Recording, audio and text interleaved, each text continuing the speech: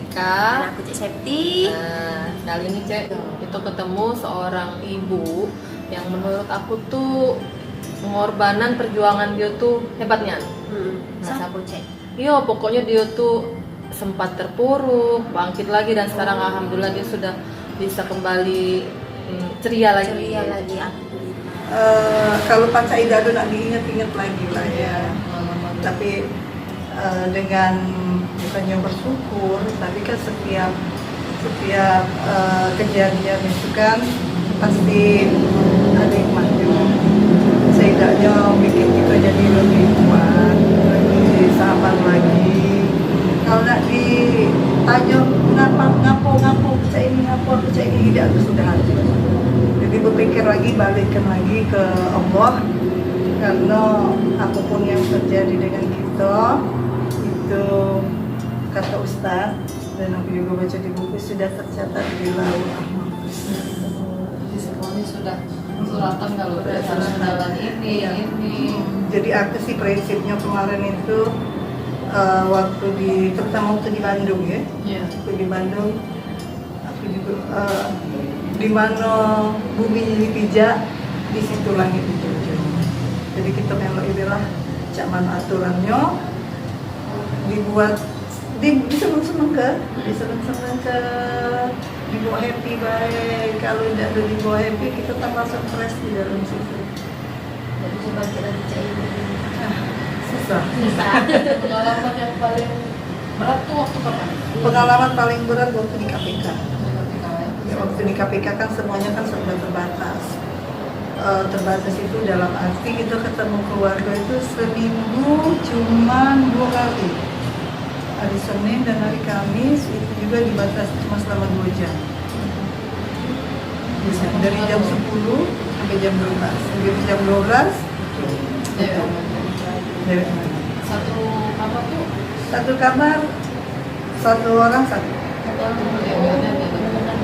orang lah. Mungkin isolasi corona lebih parah dari itu kali. Lebih parah. Tapi lagi-lagi kita balik lagi, kita bersyukur masih sehat. Iya, alhamdulillah. Masih sehat, masih diunjuk oleh Allah umur yang panjang.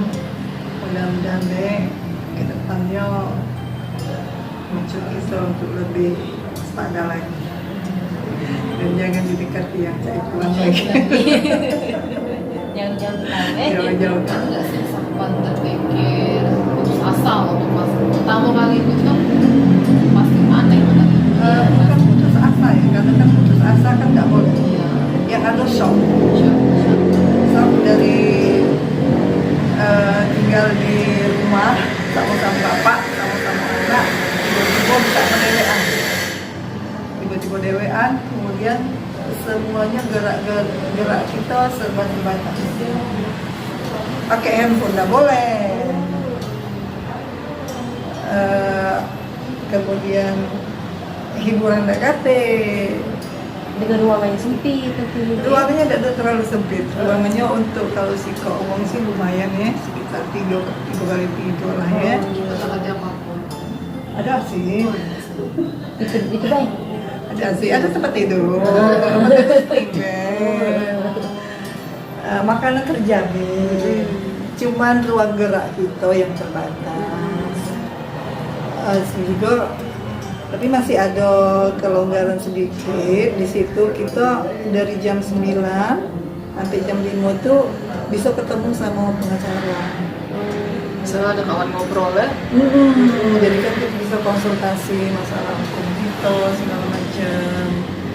Lumayan dari jam 9 sampai jam 5 sampai penyusuri. Itu sih yang paling Berapa menjadi lama di KPK? setahun pas 1 tahun ya. DWN. Aku lagi. Setelah dari itu baru Setelah inkrah baru aku pindah ke Bandung di LPP perempuan. Di situ ruang gerak kita memang sudah agak sedikit longgar. Jadi sudahlah, di sana aku anggap camping Rika. iya. Biar aku senang hati lah ya. Jadi pas waktu di Bandung itu saat ibu, oh sudahlah ini aku harus jalan ini. Ah, ah. Sampai Waktu di Bandung. Waktu setelah sebenarnya setelah